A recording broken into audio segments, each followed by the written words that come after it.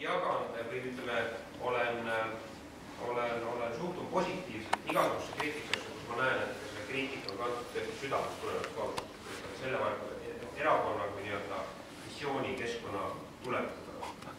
See, mis puudutab küsimust, mida tuleb teha tuleb õigeid asju ja neid tuleb õieti. Väga tähtis kaks olulist asja.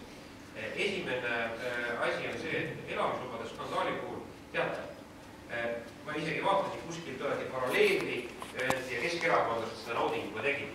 Vaadake, et Savisaar käis Moskvast raha toomas ja nüüd on IRL ka oma nii-öelda idaraha skandaal, eks ole, kust me väidetavad siis IRL kuskil midagi.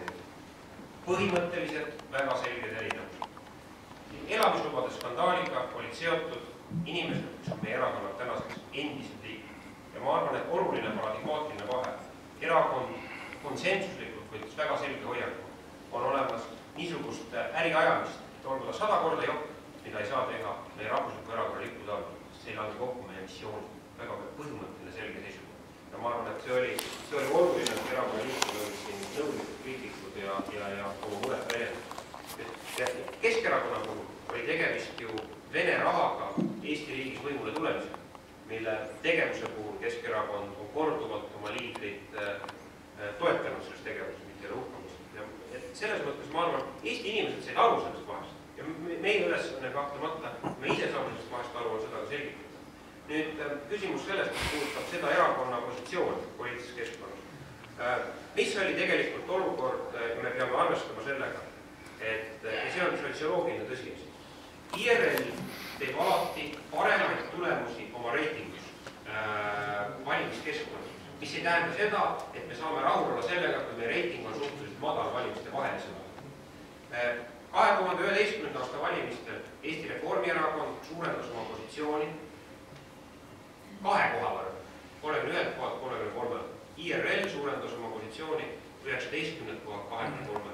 Viimase aasta keskmine valijate toetus meil on olnud protsendi kõrgem, kui oli üle-eelmisel aastal. Õige on see suhtarv, et väiksemad parteid on ära kadunud, et siis me tundumegi, eks ole, 4. kohal olevat. Aga ma tahan öelda seda, et nagu spordis erakond peab kandma ka teatud saavutustahet. Ja mina arvan, et sportlikus vormis erakonnal on tähtis saavutada tippvorm valimiste ajaks, võistluste ajaks, mitte valimiste vahelisel ajal, nagu mulle tundub, sotsid on võtnud. Liisa. See põhjus, miks IRL on võtnud valimiste hetkel rohkem hääli kui valimiste vahelisel perioodil, on olnud ju väga lihtne. Meie erakonna ideoloogia on olnud rohkem või vähem selge kogu aja jooksul, aga kui inimesed lähevad valimisnimekirjade juurde, kui nad reaalselt on valimissituatsioonis, siis nad võtavad selle nimekirja ette ja vaatavad, Jüri Luik, Mart Laar, Taavi Veskimägi, Lagle Parek ja tuleb järjest üks suurem tegija kui teine. See, et meil on olnud nii kõvad nimed meie erakonna liikmed, kes on valimistel on olnud see põhjus, miks me oleme saavutanud neid tulemusi. Nimed, mida ma nimetasin, ei olnud päris juhuslikud, selle loetelu on päris pikk. Me ei näe väga paljusid tõesti säravaid riigitegelasi enam aktiivselt osalemas meie erakonna poliitikas. Miks me ei näe? Kuidas me saaksime neid näha? Jah, paljud neist töötavad Eesti riigi eest ütleme teisel väga väärikal ametikohal. Aga me vajame neid säravaid inimesi igal juhul ka erakonna argipoliitikas kaasa rääkimas, tegutsemas ja valimistel osalemas.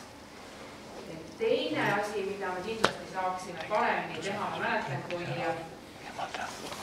Isamaalt võeti uusi liikmeid vastu, siis nägi see enam-vähem niimoodi välja, eks ta erinevates osakondades ja kohtades oli kindlasti ka erinev, aga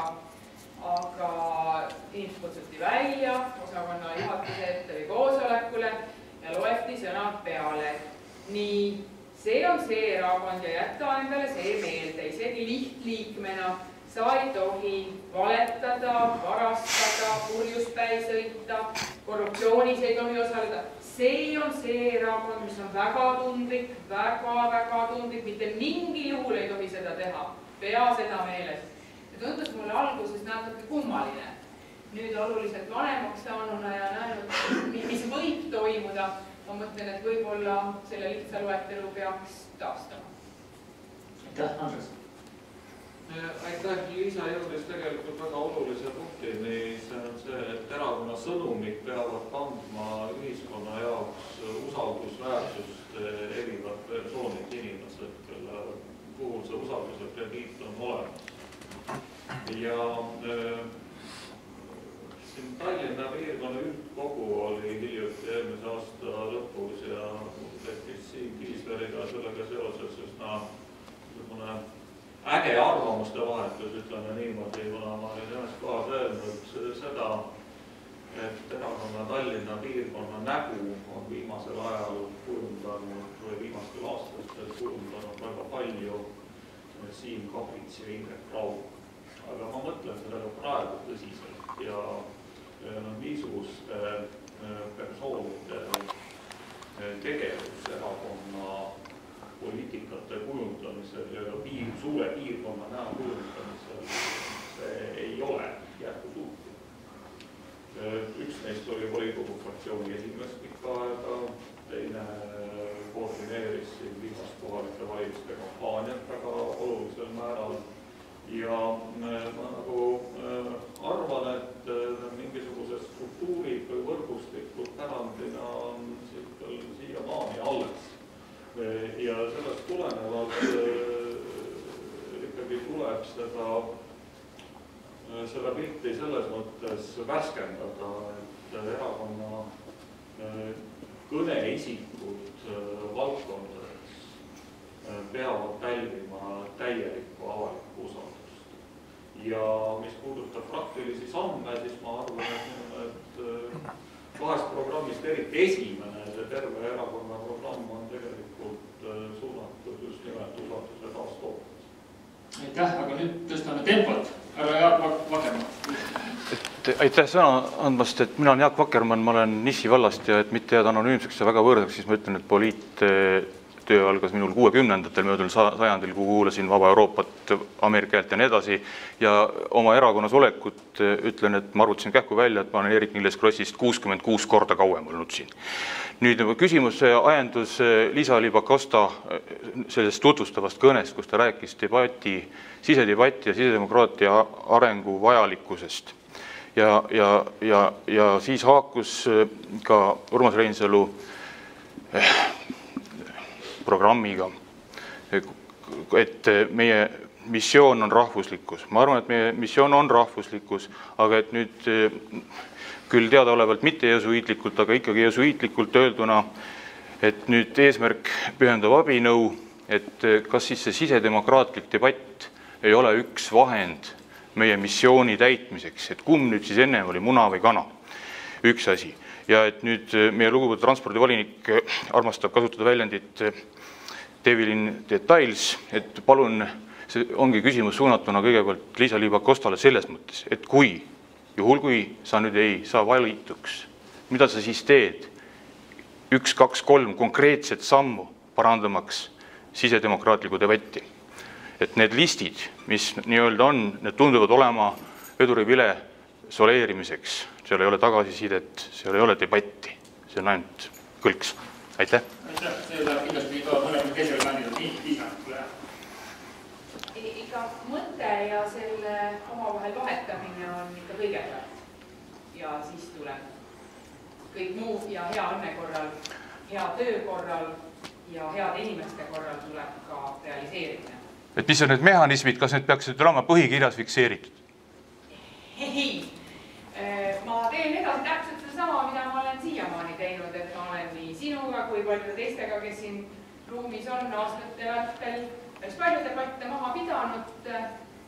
Ma toon ühe päris hea näite. Ma kirjutasin õpetajate lehte loo, et meil on alushariduse seaduses sellised vaidluskohad, olge kenad inimesed, avaldage arvamust.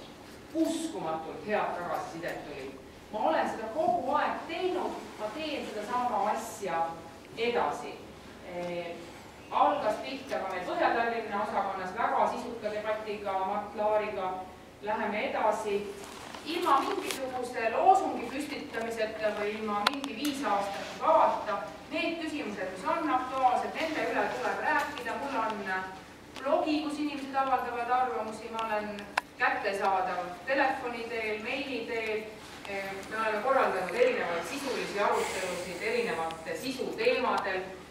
Väga palju kohtumisi viimasel ajal on olnud näiteks üliõpilastega, koolijuhtidega, erakonnakaaslastega, et minu jaoks on see täiesti normaalne tegevus, ma teen seda igal juhul, igatepidi, igast asjadest edasi. Aitäh, järgmisena Urmas. Kui mind ei valita erakonna esimeheks, siis ma olen lojaalne erakonna liige, kes aitab Andres või Liisast esimees juurdõnnast läbi valgustada. Nüüd, mis puudutab konkreetseid samme, siis meil oli tegelikult eelmise suvel me muutsime üldkogul põhikirja. Me olime põhikirja toimumas Andresega ja mõned mõtted, mida ma välja pakkusin, on nüüd tegelikult, nad ei ole realiseerunud sellisel moel, et erakonna õiguskeskkond, et põhikirja annab selleks võimalust. Üks oluline asi on seal kirjas, on tegelikult nii-öelda poliitika kaasamiskeskkond internetis, mida erakond internetis peab tegema ja ma arvan, et lähiajal üks ülesanne, praktilised ülesanded on see käivitada. Teine praktiline ülesanne on tegelikult, et seda kaasamiskeskkonda luua. On väga palju erinevaid teemasid, kus erakond, parlamendikoalitsioon, mingi kohaliku omavalitsuse erakonna volikogu meeskond kujundab otsuseid. Aga on väga mitmeid küsimusi, kus erakonna nii-öelda programme ja väga vastust, kuidas tegelikult peaks otsuseid langetada. Et need ka kaasavad liikmeküsitlused, mida põhikiri ette näeb, ka liikme hääletuste vormis, mina neid ei pelguks. Ma arvan, et see on oluline väärtus, et erakond peab olema koht, kus meil on reeglid paigas, kuidas liige saab poliitikat mõjutada ja erakonnas on kindlasti kultuur peab olema selline, et ka liikme käest küsitakse, kuidas sina oled saanud aidata meie erakonda. Et kindlasti on see üleskond kutse kõigile meile siin, et kuidas me saame õla alla. Ega ükskõik, kes valitakse esimeheks meist kolmest. Esimees ei tee erakonda üksi, vaid tegelikult esimees peab olema see isik, kes ei takista erakonna liikmete jõuga vabastamist. Seda jõudu on palju rohkem, kui me täna endas arvame kõigis olema. Aitäh, Urmas. Andres. Aitäh. Eks ma olen Riigikogu fraktsiooni liige ja vahest erakonna eesseisuse liige, selles mõttes ei kao ju kuhugi, aga on väga huvitav jälgida, kuidas keegi kaaskandidaatidest siis neid probleeme lahendama hakkab. Mul kindlasti on selline arusaam, et mingis osas need võtmed on minu terve erakonna programmis pandud ja kindlasti, kui minust nõu küsitakse, nagu sa oma kasutasid, siis ma olen selle jaokski olemas. Nii et elu on võib-olla sellisel juhtumil natukene lihtsam, aga erakond on lõppude lõpuks vahend selleks, et hoida Eesti riiki ja selleks, et hoida seda ideoloogiat, mis minu jaoks on oluline ja selles mõttes sellega, et see peaülesande langeb kellelegi teisele, see roll või missioon, mille inimene endale poliitikuna võtta on ju ei. Aitäh, Andres. Et peame 2 küsimust veel lõpuni vastu, et siis oleme kõik korrektsed. Eino, kiire küsimus, kiire vastus. Kas lugupeetud juhataja, kas tohib ühele asjale? No, ma arvan, et laiendame see ikka teisele ka. Kõigepealt ma näen, et kõik olete valmis kiutasite, olete valmis maailma kuulaks. Mida ma siin ei näe, on see seltskond, kes tavaliselt valib. Loodus. Need kuuluvad. Ja nad kuuluvad tavaliselt igalt kohtus. IRL on koosolekuid teha. Mul sellest väga kahju. Näiteks kui Nõmmel 2 aastat tagasi 77 inimest kohal, tagasi 10 inimest. Ja nii on see igal pool üle Eesti. Kõikides valitud organisatsioonides, ka aukohtus. Nüüd meil tulevad valimised ja minul on küsimus teile. Et siin on teie olete inimene, kes ütles välja 30 kohta ma saan. See oli teie esimene seekord ja siis te läksite puitu, ütlesite, et jah, see on palju diskussiooni olnud. Pärast suvel oli arutelu, mis arutelu. Kanti ette, kuidas saada need 3 häält. Juba oli küsitlusregid ees, taberitärgid. Nii läks ja oleks. Nüüd praegu on 4. kohal, kõigile teada. Ja lõpetan sellega, et mind üllatas 30. detsembri Postimehe vastus küsimusele. Kas Urmas Reinsalu sobib IRL esimeheks? Ja mis te arvate, mitu protsenti ütles jaa? Vabandust, 13%. Tänan. Erakonna esimees ei peagi meeldima kõigile. Aga ma tahan seda öelda nõnda, tegelikult on hea meel, et see on meie erakonna põhinenud ja ma tahan seda öelda, et me oleme olnud Mart Laari juhtimisel uskumatult edukad. Esimest korda on IRL pärast 4 aastat valitsemisperioodi tagasi valitsuses ja meie koalitsiooniprogramm on väga selgesti IRL-i nägu. Meil ei ole midagi häbeneda, me oleme saavutanud enamat, kui me arvasime. Küsimus ei ole selles, kes mitu kohta saab, kes on mis kohal. Küsimus on selles, mida valijad küsivad 4 aasta pärast. Kelle programmi ellu viib? Keskerakond oma 26 kohaga praegu. Mis valijatel või Eesti ühiskonna arengul nende tegevusest kasvab on? Lühike küsimus, mitu kohta saab IRL järgmises valimisest või joos? Teate, ma ütlen seda nõnda, et see sõltub meist endist. See sõltub ennekõike erakonna liikmetest ja sellest, kas me suudame kokku hoida, kas me suudame endast suuremad olla. Sealhulgas ka mina, aga ma arvan ka paljud teised. Andres, kas sa leidsid niisugune vastata? Ei, ma saan sellest enne küsimuse asetusest aru, et tõepoolest ma olen ka mingitele küsimustele vastates kasutanud niisugust mõistet nagu erakonna tuumikliige. Ja minu meelest siin seda debatti kuulama on tulnud ka just nimelt tuumikliige.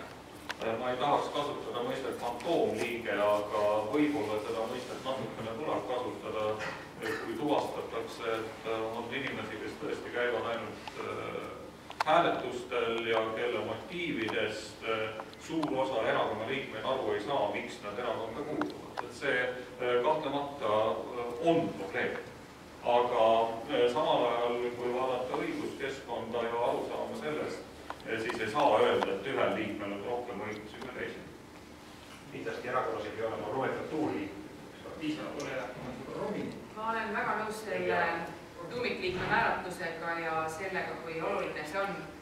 Aga ma olen parandamatu optimist ja ma olen väga palju töötanud oma elu jooksul väga raskete lastega, erikohtlemist, erivajadustega lastega ja ma ei tahaks tuua otsest paralleeli, aga ma arvan, et me peaksime töötamas ka selle nimel, et need inimesed, keda me näeme ainult hääletustel, et leida ka nendes üles see sisu ja iva kõige põhilisema kristliku ligimese armastuse raames ja leida nendega võimalus midagi peab ju neid ka huvitama.